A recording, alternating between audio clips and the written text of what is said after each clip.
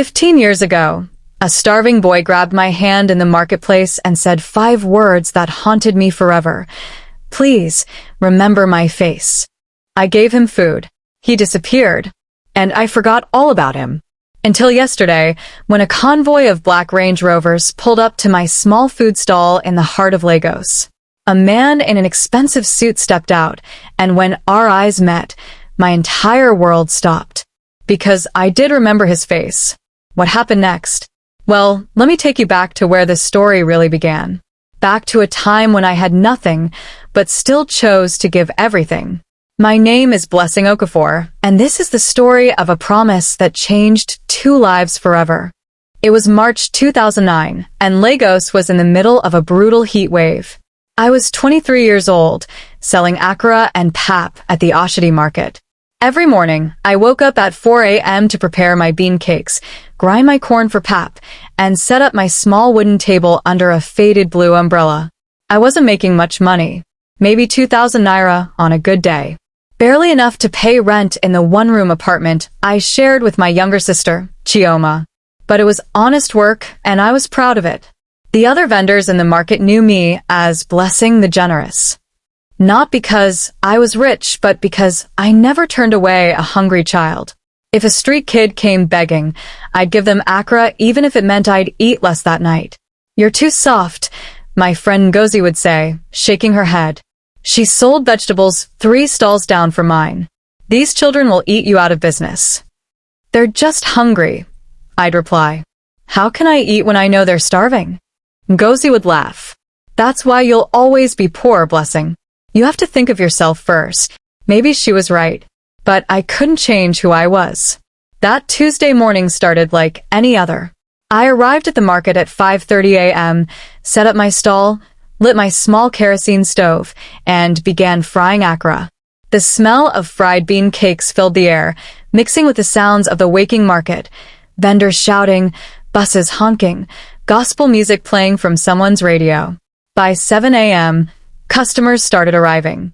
I served them with a smile, counting my money carefully. I needed to make 3,000 naira today. Chioma needed new school shoes, and rent was due in 5 days. Then I saw him. He was standing about 10 feet away, partially hidden behind a pillar.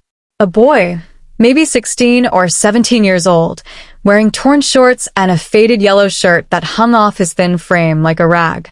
His hair was matted, his feet bare and covered in dust. But it was his eyes that struck me. They were desperate, hollow, the eyes of someone who hadn't eaten in days. He watched me serve customers, watched me pack akara into small plastic bags, watched people hand me money and walk away satisfied. And he just stood there, staring. Do you want to buy something? I called out to him in Yoruba. He flinched, like he'd been caught doing something wrong. He shook his head quickly and started to walk away.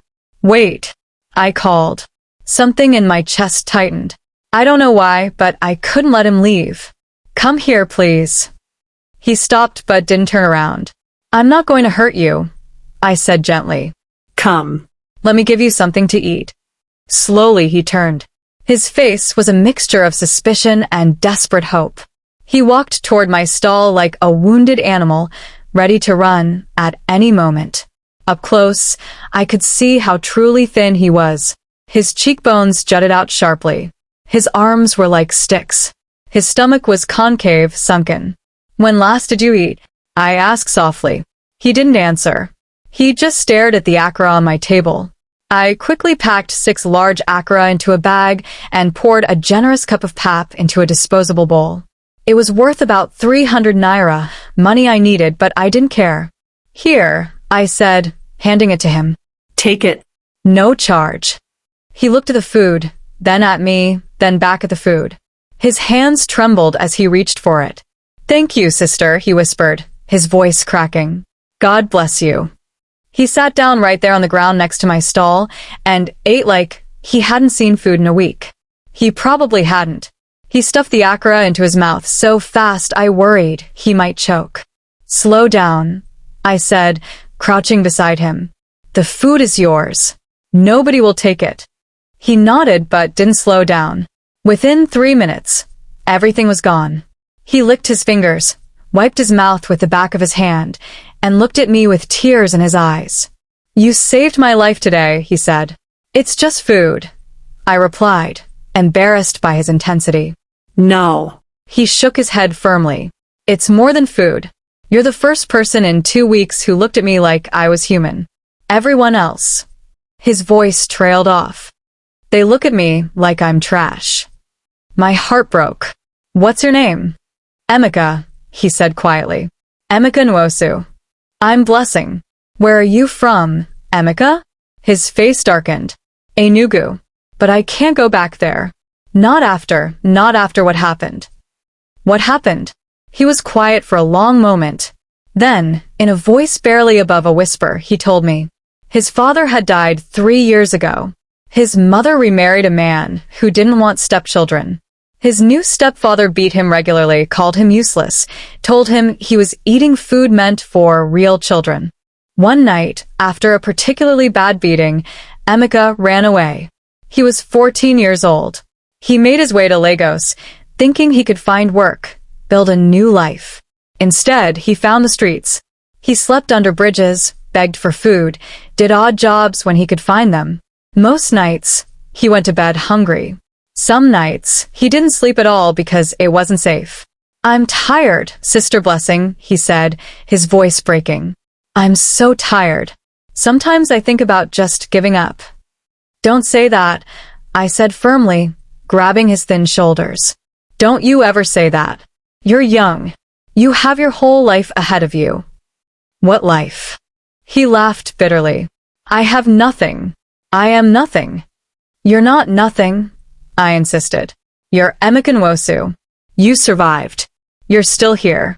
That means you're a fighter." He looked at me with those desperate, hollow eyes. "You really believe that?" "I do." He was quiet for a moment. Then he reached into his pocket and pulled out something small and dirty. It was a worn piece of paper, folded many times. He unfolded it carefully, like it was precious. It was a photograph. A family photo. A younger Emeka, maybe 10 years old, standing between a smiling man and woman. His parents, I assumed, before everything fell apart. "This is all I have left of my old life," he said quietly. "I carry it everywhere. To remember that I wasn't always like this. That I was once somebody's son. Somebody's joy." Tears filled my eyes. I don't know what came over me, but I reached out and hugged this dirty, starving boy. He stiffened at first, then collapsed into my arms and sobbed. We stayed like that for several minutes. Other vendors stared. Some whispered. I didn't care. When he finally pulled away, he wiped his eyes with his dirty shirt. "I'm sorry. I don't know why I told you all that. Don't apologize. Everyone needs someone to listen sometimes." He nodded, then stood up slowly. "I should go. You've done too much already." "Wait," I said. I reached into my small money bag and pulled out 500 naira. It was money I needed for rent, but something told me he needed it more. "Take this." His eyes widened. "Sister Blessing, no. I can't." "Take it." I pressed the money into his hand. "Find a safe place to sleep tonight. Get some more food. And Emeka?" "Yes. Promise me you won't give up. Promise me you'll keep fighting." He looked at me for a long moment. Then he did something that still haunts me to this day. He grabbed both my hands and looked directly into my eyes with an intensity that made me shiver. "Sister Blessing," he said, his voice strong and clear for the first time, "I want you to remember my face. Can you do that for me? Remember my face." "Of course," I said, confused by the strange request. "But why?" "Because one day," he interrupted, "when I'm no longer this person, when I'm someone different, someone better, I'm going to come back. And I'm going to repay you for what you did today. Not just the food and the money. For seeing me as human. For treating me with dignity when the whole world had thrown me away. Emeka, you don't owe me anything." "I'm going to come back," he repeated, squeezing my hands tighter. "I don't know when. Maybe 5 years. Maybe 10. Maybe more. But I promise you, Sister Blessing, I will come back. And when I do, you need to remember my face, so you'll know it's me." Can you promise me that? There was something in his eyes. A fierce determination. A spark of life that hadn't been there before. It scared me and inspired me at the same time. I promise, I whispered. He smiled then. A real, genuine smile that transformed his entire face. For a moment, I could see the boy he used to be. The boy from the photograph. Somebody's son. Somebody's joy. Thank you, Sister Blessing. For everything. I will never forget you. And then he walked away, disappearing into the crowded Lagos market. I stood there for a long time, watching the space where he'd been, his words echoing in my mind. Remember my face. Little did I know that those 3 words would haunt me for the next 15 years. For the first few weeks after meeting Emeka, I thought about him constantly. I wondered if he'd found a safe place to sleep. If he'd eaten. If he was okay. I looked for him in the market, every day. I asked other vendors if they'd seen a thin boy with desperate eyes and a yellow shirt. Nobody had. After a month, I started to worry. After 3 months, I assumed the worst. Lagos streets were brutal. Every week, you'd hear stories of street children dying from hunger, disease, or violence. I said prayers for Emeka. I hoped he'd survived, but deep down, I didn't really believe he had. After 6 months, I stopped looking for him. After a year, I stopped thinking about him, every day. Life moved on. The market continued its daily rhythm. I woke up at 4 a.m., made my akara and pap, sold to customers, counted my money, went home, and did it all again the next day. Chioma finished secondary school and got a job at a bank.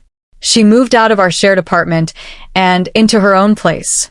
I was proud of her, but the apartment felt lonely without her. I turned 25, then 28, then 30. The years blurred together in a monotonous cycle of work and survival. Ngozi got married to a truck driver and moved to Ibadan. Other vendors came and went. The market changed managers 3 times. My blue umbrella faded even more, and eventually I had to replace it with a cheaper red one. But I remained. Same stall, same food, same blessing. People still called me Blessing the Generous because I still fed hungry children when they came begging. It became a habit, a part of who I was. I never thought about Emeka when I did it. I'd honestly forgotten about that strange encounter, about his intense eyes and his mysterious promise. Remember my face. I'd forgotten his face entirely. By the time I turned 35, my life had settled into a comfortable, if unremarkable, routine. I'd saved enough money to move into a better apartment. Not fancy, but clean and safe. I even bought a small television. My body was starting to feel the years of hard work. My knees ached from standing all day. My back hurt from lifting heavy pots. Some mornings I had to force myself out of bed. You should find a husband, Chioma would say during her monthly visits. She now had 2 children and a comfortable life. You're still young enough. Don't you want a family? I have you, I'd reply. And your children. That's enough family for me. That's not the same, sister. Don't you get lonely? I did sometimes. But I'd learned to live with loneliness. It was better than marrying the wrong person just to avoid being alone. Life wasn't exciting, but it was mine. I was content. Then, in 2021, COVID-19 hit Nigeria. The government ordered a lockdown. The market closed. For 3 months, I had no income. I survived on savings, but those ran out quickly. By the time the market reopened, I was behind on rent and desperate. Business was slow. People had lost jobs and money was tight. I was barely making 1,000 naira a day, not enough to survive. I had to let go of my apartment and move into a smaller, cheaper room in a rough neighborhood. My television was sold. My savings were gone. I was back to where I'd started 15 years ago, struggling to survive. But I kept going. What choice did I have? By late 2023, things improved slightly. The market was busy again. I was making enough to eat and pay rent, though barely. My body hurt more now. I was 38 years old and felt 50. One evening, after a particularly long day, I was packing up my stall when a young man approached. He was well-dressed, maybe in his early 20s, carrying an expensive-looking phone. Good evening, Ma, he said politely. Are you blessing Okafor? I looked up surprised. Yes. Do I know you? No, Ma. But someone sent me to find you. He said you used to feed street children here in the market, that you were known as Blessing the Generous. My heart skipped. Who sent you? The young man smiled. He said you wouldn't remember him. He said it's been 15 years. But he asked me to give you this. He handed me a small envelope. Inside was a business card. Expensive paper, embossed letters. It read, Emeka Nwosu, CEO, Nwosu Tech Solutions, Lagos, Abuja, London. And written on the back in neat handwriting. I told you I would come back. Do you remember my face? I'm coming to see you tomorrow at noon. Please be at your stall. Emeka. My hands started shaking. Emeka. The starving boy. The desperate eyes. The yellow shirt. Remember my face. Oh my God. He'd survived. Not just survived, he'd succeeded. The young man was watching me with an amused smile. He said you'd be surprised. Is this real? I whispered. Very real, Ma. Mr. Nwosu is one of the most successful tech entrepreneurs in Nigeria now. He built a software company from nothing. Started with app development, then expanded into fintech and telecommunications. He's worth millions. I felt dizzy. And he remembered me? He said you saved his life 15 years ago. He said he's been looking for you for the past 2 years. It took a while to find you, but he never gave up. Tears filled my eyes. He's really coming tomorrow? Yes, Ma. At noon. He asked me to tell you to be ready. He's bringing some people with him. After the young man left, I sat on my small stool and cried. Emeka had survived. He'd kept his promise. He was coming back. That night, I couldn't sleep. I pulled out every memory of that day 15 years ago. His thin face, his desperate eyes, his trembling hands as he took the food, his fierce grip on my hands as he made me promise to remember his face. I'd forgotten. I'd completely forgotten. But he hadn't forgotten me. Tomorrow, at noon, I would see him again. I had no idea my life was about to change forever. I arrived at my stall at 4:30 a.m. as usual, but I couldn't focus on work. My hands shook as I fried akara. I burned 3 batches because I was too distracted. Blessing, what's wrong with you today? Asked Mama Jide, the woman who sold rice and stew next to my stall. You're acting like you've seen a ghost. Someone from my past is coming, I said vaguely.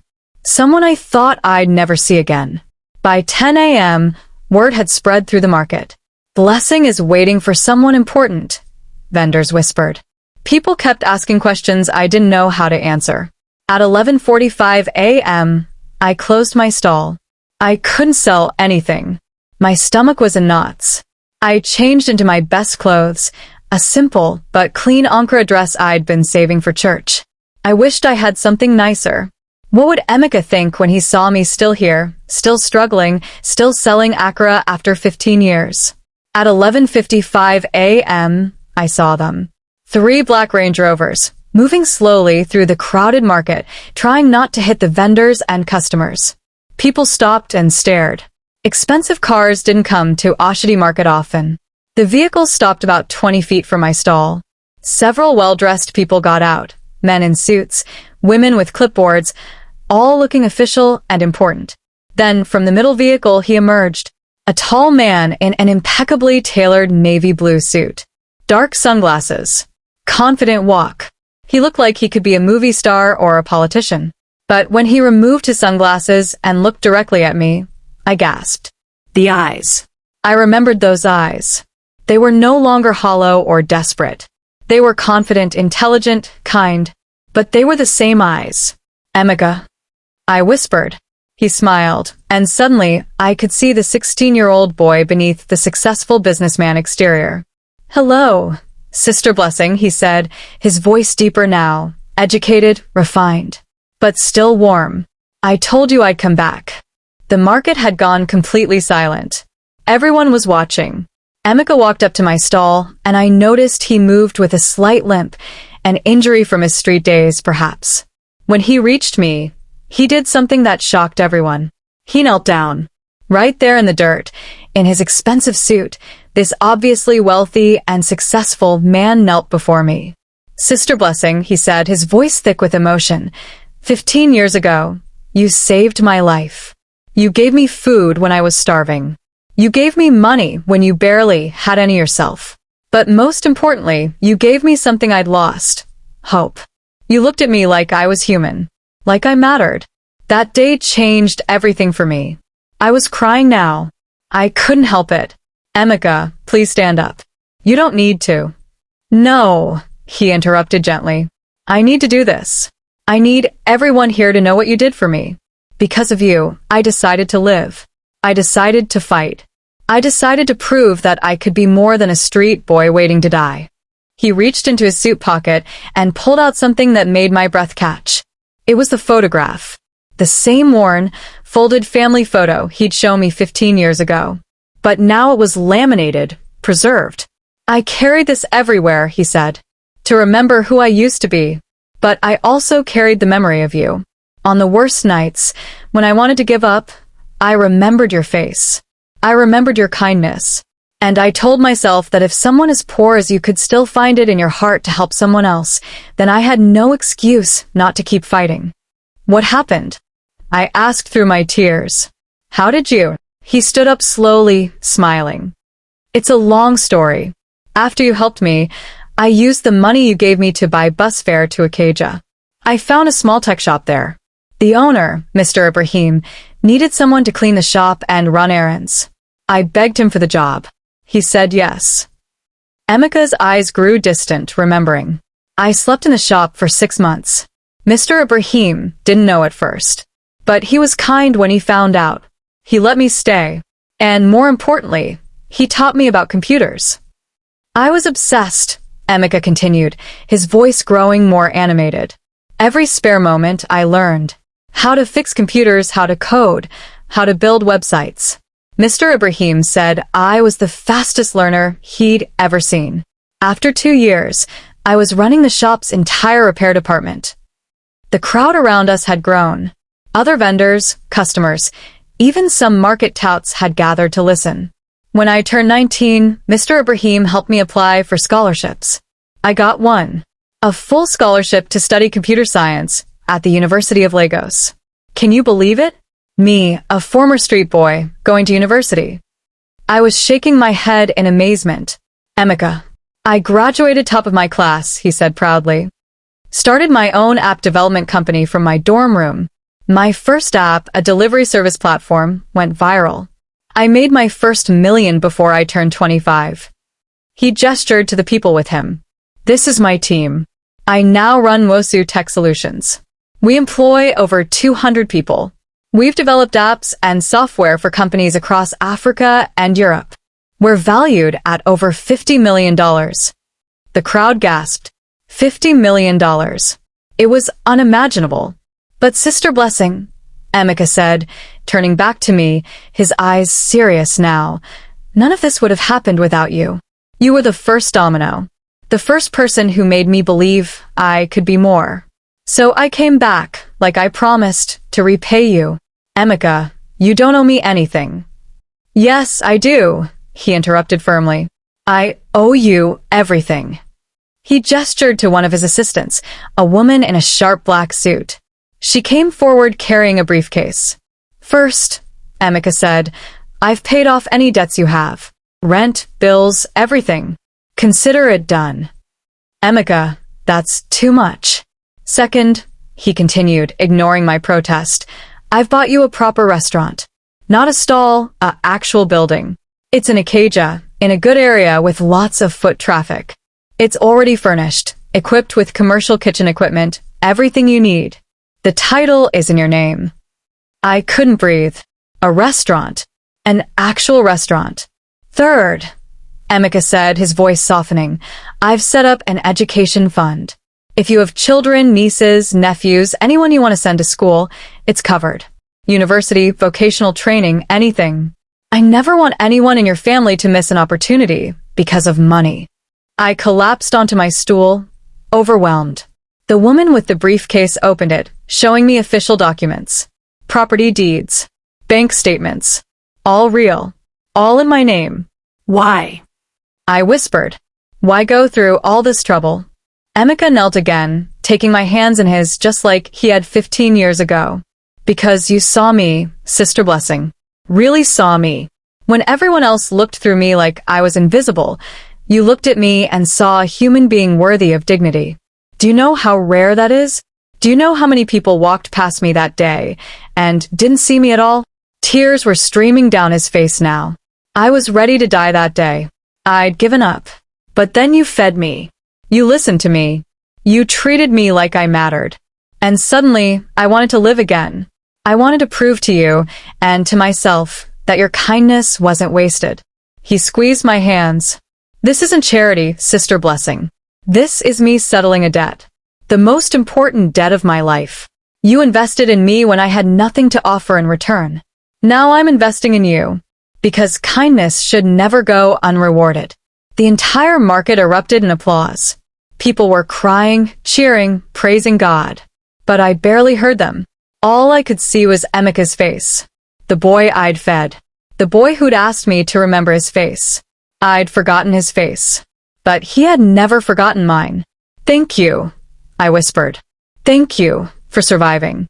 Thank you for becoming this amazing person. Thank you for keeping your promise. Thank you, he replied, for giving me a reason to keep it. After Emeka's dramatic return, everything changed. The story spread like wildfire through Lagos.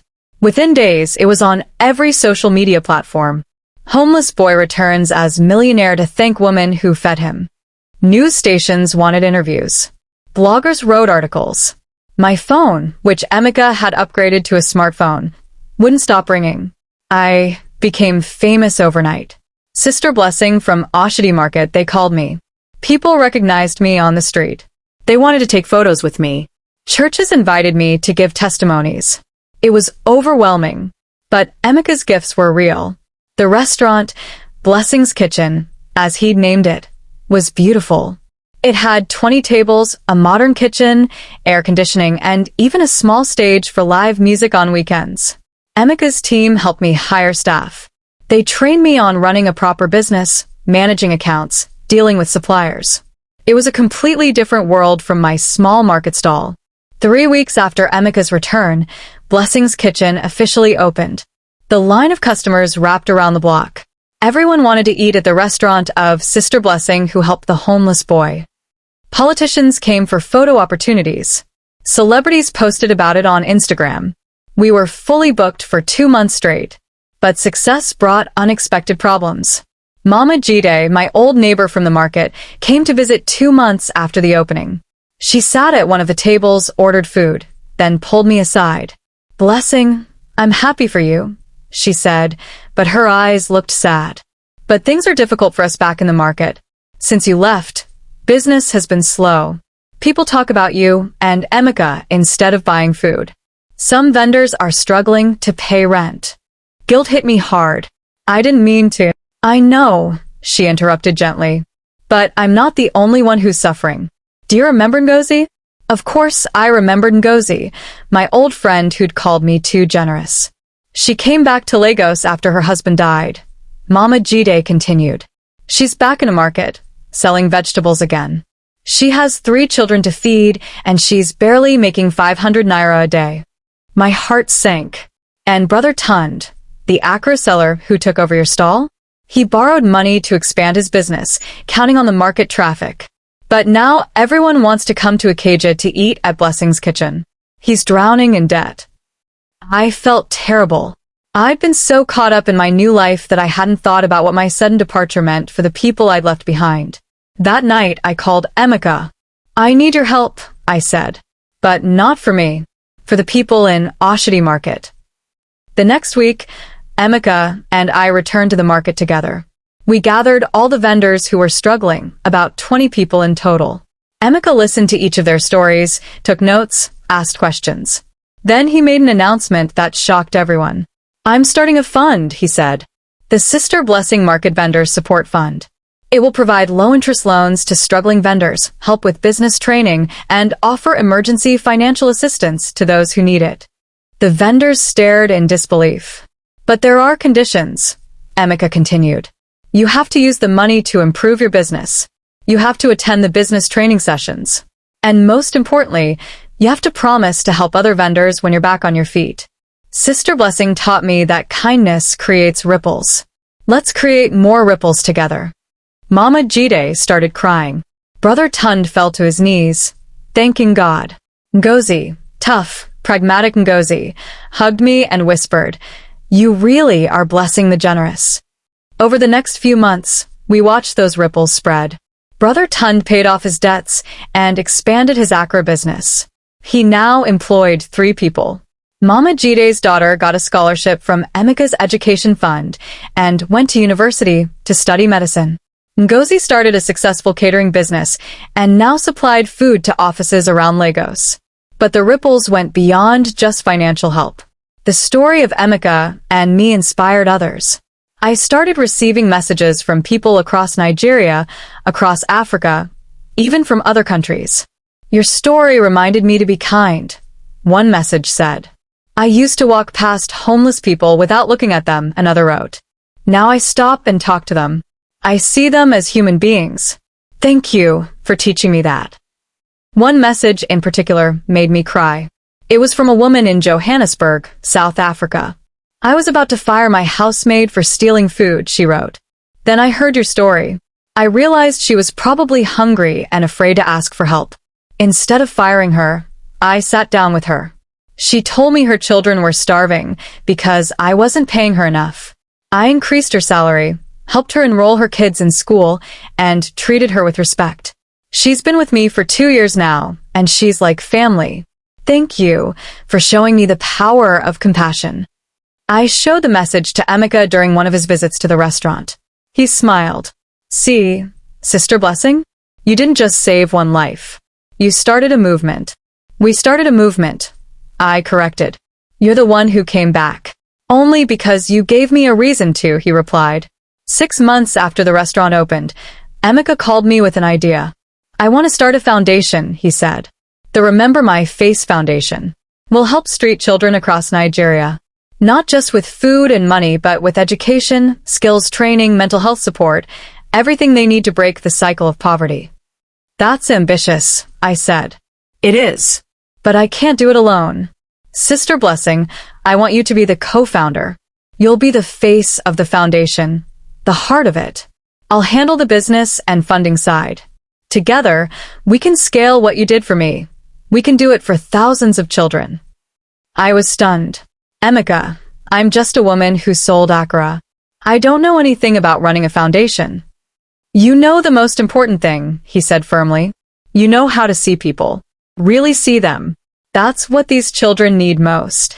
I thought about it for one day. Then I said yes. The Remember My Face Foundation launched in January 2024. We started with 3 shelters in Lagos, providing housing, food, and education for 100 street children. By June, we'd expanded to Abuja and Port Harcourt. By December, we were in 10 cities helping over 500 children. We didn't just give them food and shelter. We gave them skills. We partnered with tech companies, restaurants, construction firms, everyone who could teach these children marketable skills. And we gave them hope. Every child who entered our program received a photograph, just like the one Emeka had carried. We told them, remember this face. This is who you are now.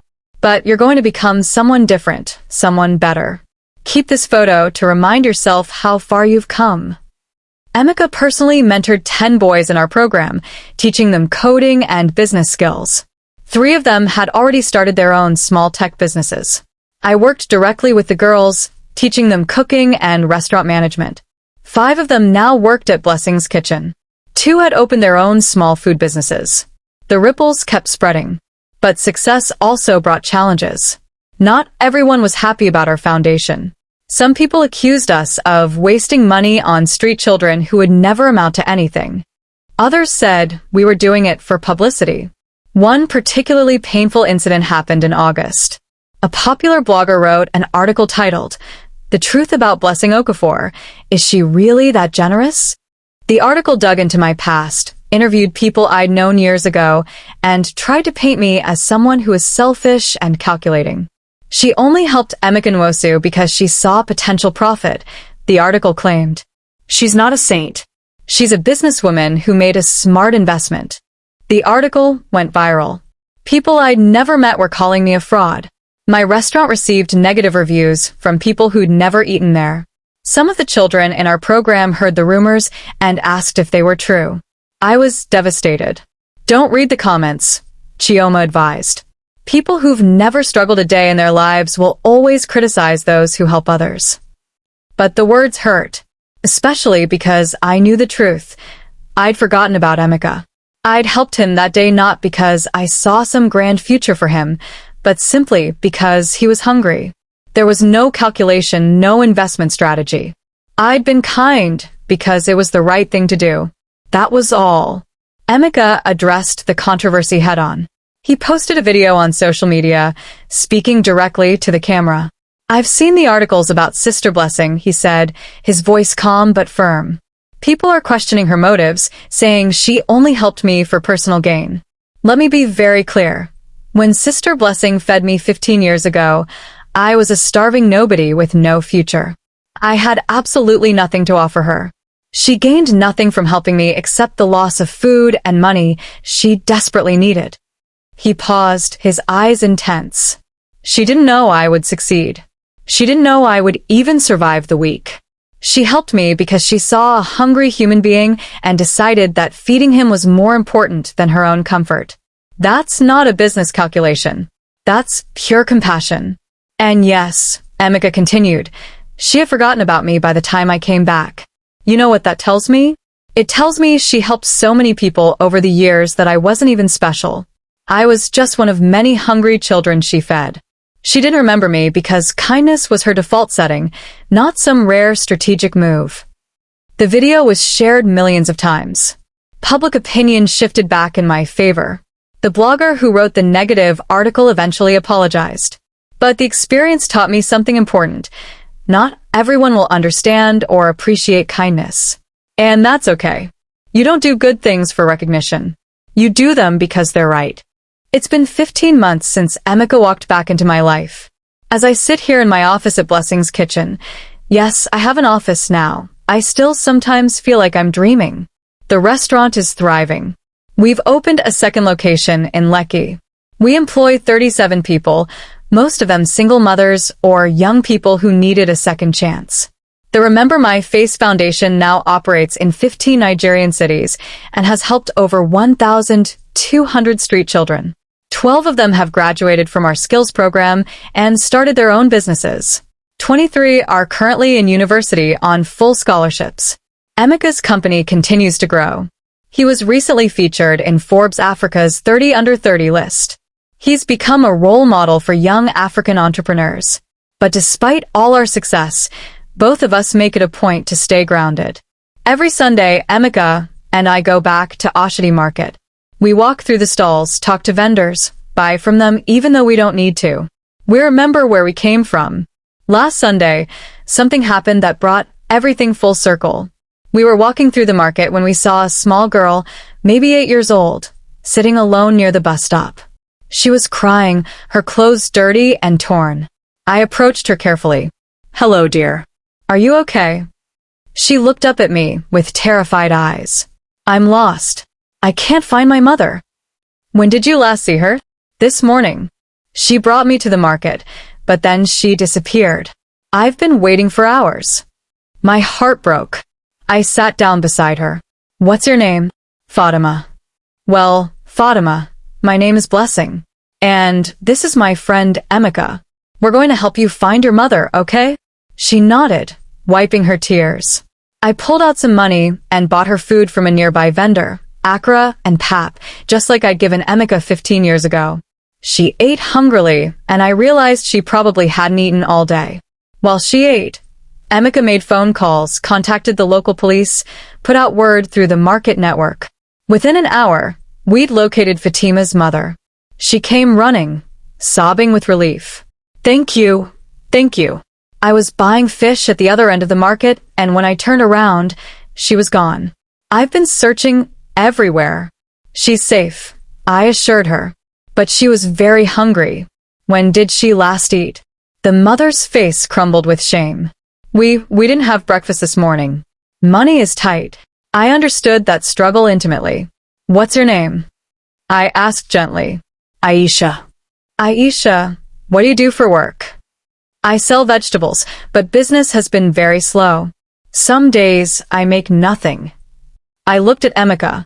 He nodded, understanding what I was thinking. Aisha, I said, how would you like a job at my restaurant? We need someone to help with vegetable preparation. It pays 50,000 naira per month, plus meals for you and Fatima. Aisha's eyes widened. Are you serious? Very serious. You can start tomorrow if you want. She grabbed my hands, tears streaming down her face. God bless you. God bless you. As Aisha and Fatima left, both smiling now, Emeka put his arm around my shoulders. You couldn't help yourself, could you? He said, smiling. What do you mean? You saw someone in need and immediately offered help. Just like you did for me. I shrugged. She reminded me of you. Lost, hungry, desperate. How could I not help? Exactly, Emeka said softly. And that's why what we're doing matters, Sister Blessing. We're not just helping individuals. We're creating a culture of compassion. Every person we help will help someone else. The ripples never stop. We walked back to his car in comfortable silence. Emeka, I said as we reached the vehicle, can I ask you something? Of course. That day, 15 years ago, when you asked me to remember your face, did you really believe you'd make it? Did you really think you'd come back? He was quiet for a long moment, staring at the busy market that had been his hunting ground for survival all those years ago. Honestly, he said finally. No. I didn't believe it. When I said those words, I was just desperate to mean something to someone, to be remembered. I thought I'd probably be dead within a year. But making that promise to you gave me something to fight for. It gave me a purpose beyond just surviving another day. And you kept fighting, I said. I kept fighting, he agreed, because you made me believe I was worth fighting for. We stood there for a moment, two people whose lives had intersected 15 years ago in the most unlikely way and who had now come together again to create something beautiful. You know what's funny? Emeka said suddenly. What? You asked me to remember my face, but I never forgot yours either. In all those years, your face was the one I thought of when I needed hope. When I was coding late at night, exhausted and ready to give up, I'd picture your smile. When I won my first business contract, you were the first person I wanted to tell. Why didn't you come back sooner? I asked. I wanted to, he said. But I wanted to come back as someone you'd be proud of. Someone who'd proven that your kindness wasn't wasted. It took me 13 years to build my company to the point where I felt worthy of keeping my promise. Then it took another 2 years to find you, because you'd moved from the market. 13 years of working just to prove a point to me? Not to you, Emeka corrected gently. For you. And for myself. And for every street child who thinks they're worthless.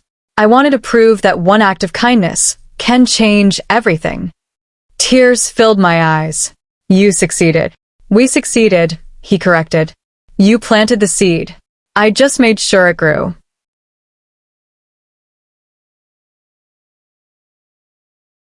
That was last Sunday.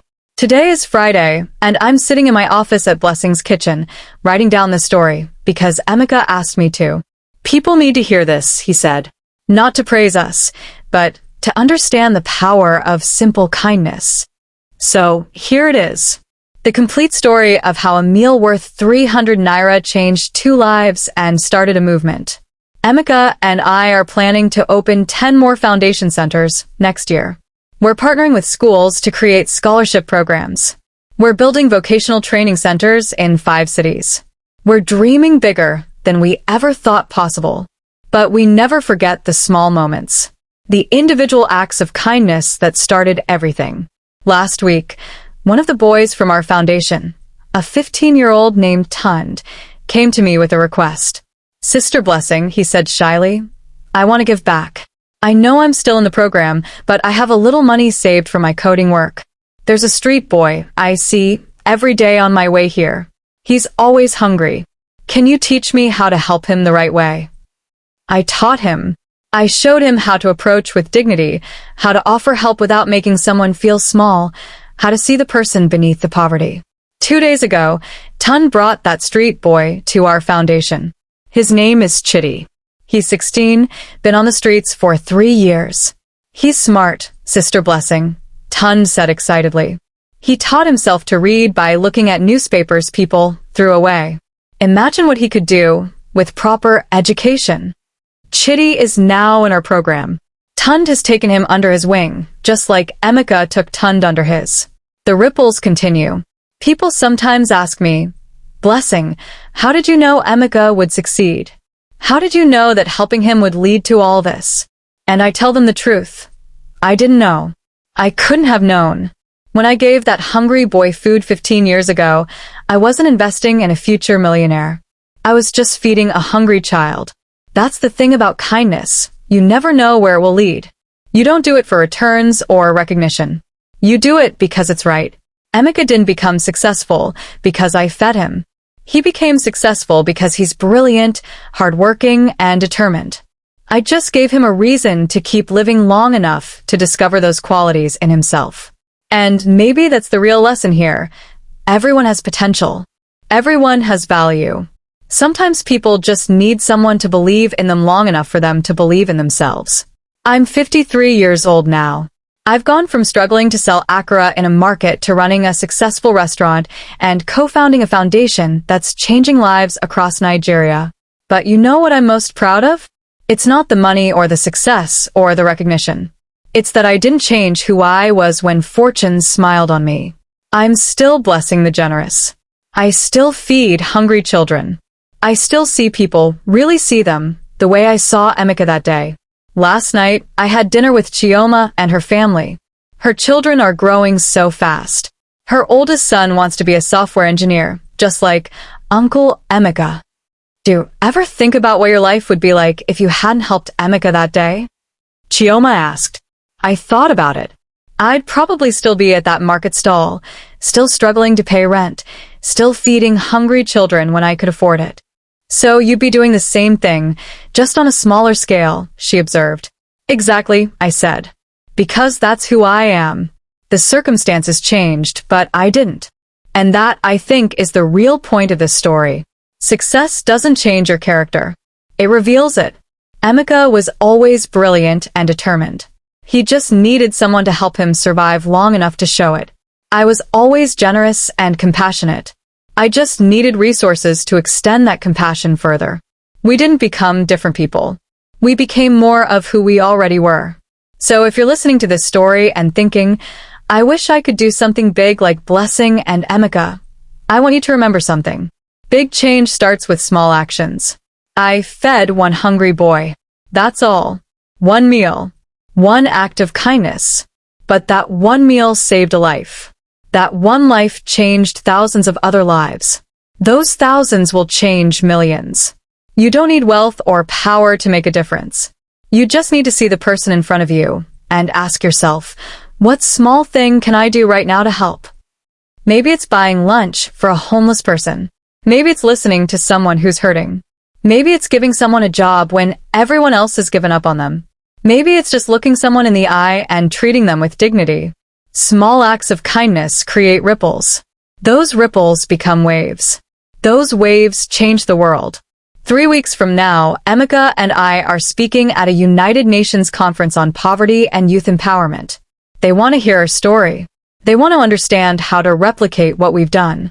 And I'm going to tell them the same thing I'm telling you now. See people. Really see them. Not their circumstances, not their mistakes, not their failures. See their humanity. See their potential. And then do one small thing to help them. That's all it takes. One meal. One moment of compassion.